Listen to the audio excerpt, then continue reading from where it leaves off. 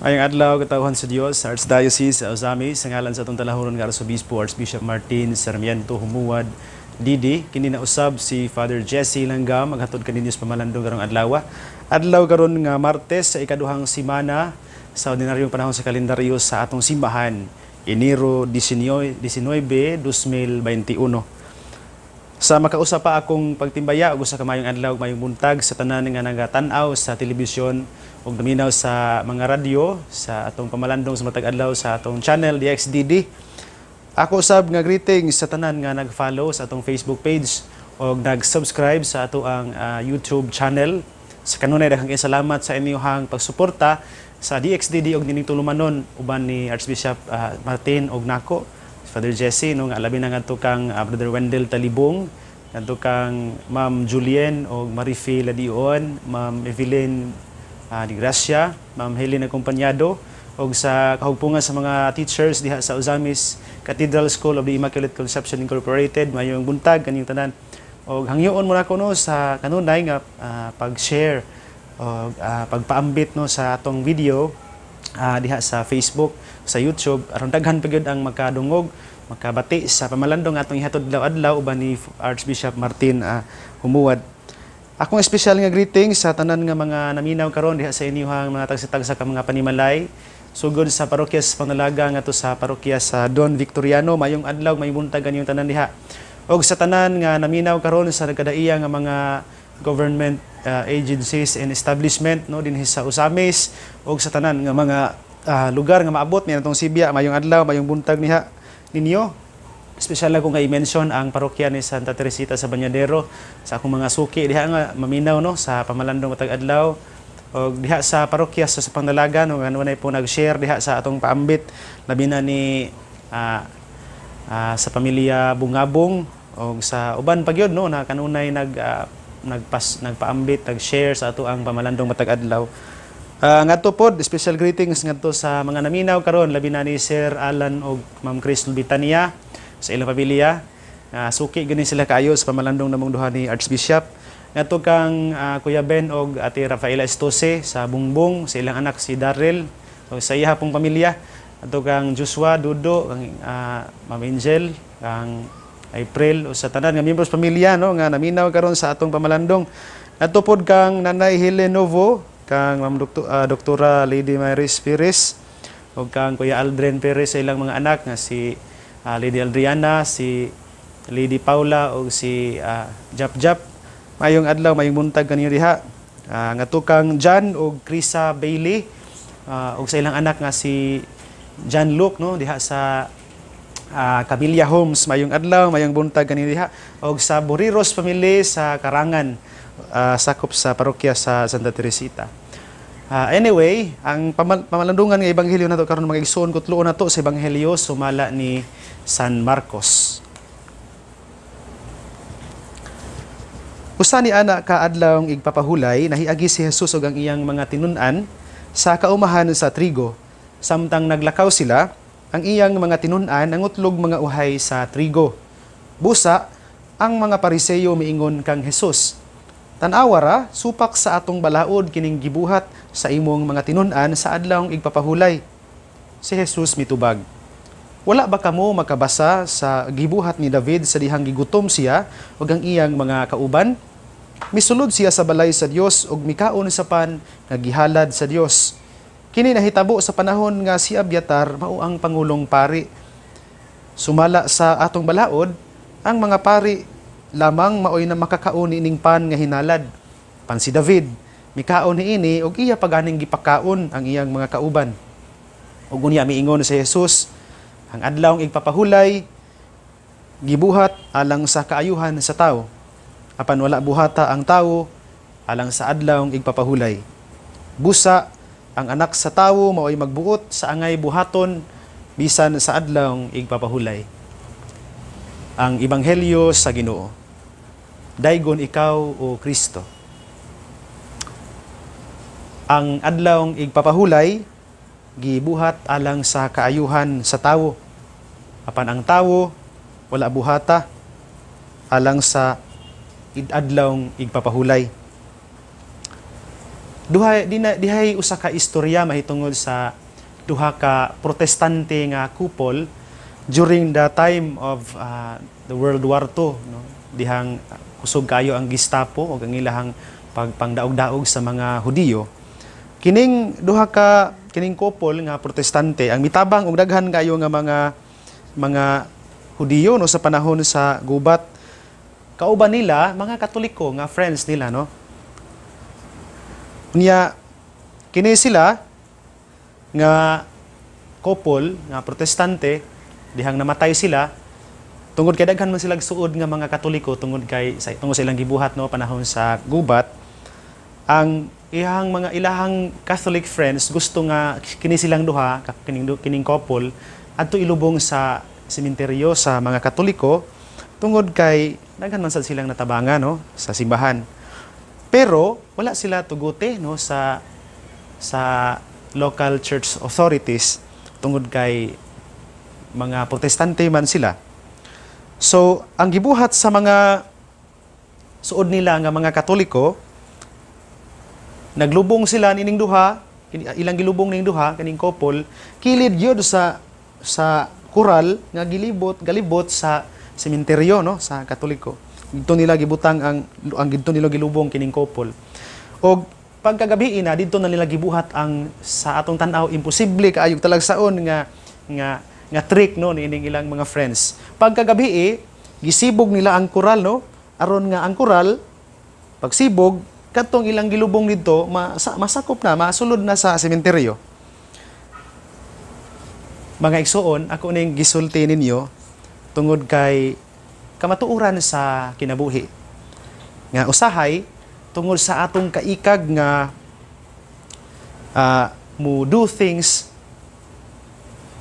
mga butang maayo, we end up not doing things rightly. Malikon ako. Sometimes in our zeal to do the right thing, we end up doing things not rightly. Sa atong pagpaningkamot nga makabuhat og maayo, dili na noon maayo ang atong pagkabuhat sa mga butang. And at times, tungod sa ato ang misguided nga attachment sa mga rules and regulations o sa mga principles, we miss out no nakaligtaan nato ang pagbuhat sa mas importante nga butang. Doon ay panultihon sa in English ni ani no, kining putting the cart before the horse. Kana bang imong ibutang ang kanggahan sa unahan sa kabayo. Sound strange, no? Okay. Strange yun sa atong paminaw. Tungod kay, mao man ni ang atong makita karon sa Ebanghelyo. Ang mga Pariseo sa Ebanghelyo, mga igsuon, ilang giakusahan si Jesus o ang iyang mga tinun-an nga ni-violate sa balaod sa Sabbath, no? Tungod kay ang mga disipulo, no, matud pa sa Ebanghelyo, samtang naglakaw sila, probably nangita silang shortcut, mauning nakaagi sila og umahan sa trigo.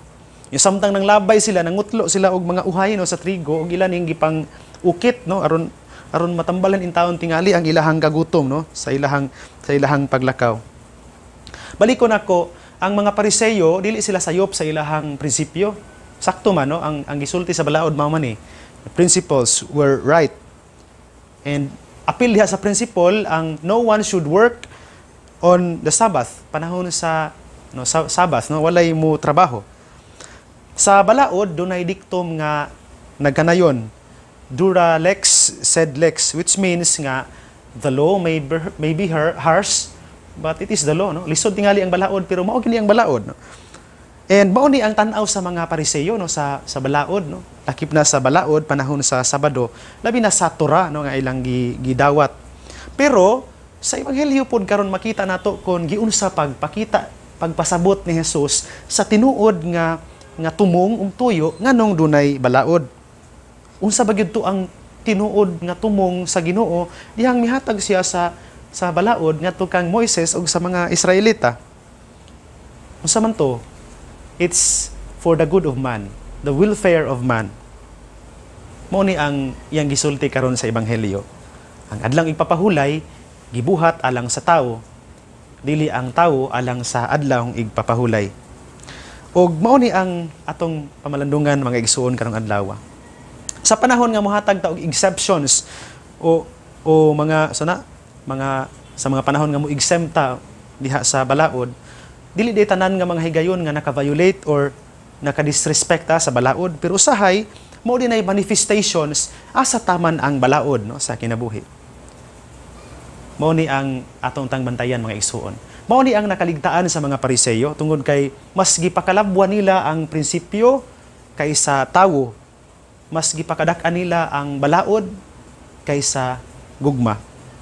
Ug mao ni karon ang gigamit nga panahon ni Jesus aron tudluan sila to clarify the law and remind them of the spirit of the law dihang iyang gisulti o gisaysay nila ang gibuhat ni David dihang gigutom siya og ang iyang mga kauban. Yang nanulod sila ngadto sa templo sa Ginoo ug mikaon sa pan nga halad sa Dios niya ang pari ra tatong makakaon pero gibuhat ni David ang pagkaon sa pan nga gihalad ngadto sa Dios. Ug dinhi gisultihan sila ni Jesus karon mga igsuon. Ang mga Pariseyo at Sabbath again wala gibuhat alang sa tao. Ang tao wala gibuhat alang sa Sabbath, pero nga ang Sabbath gibuhat alang sa tao. Sa ato pa, Sabbath should serve man. Ug dili pwedeng balihon. The law should serve man.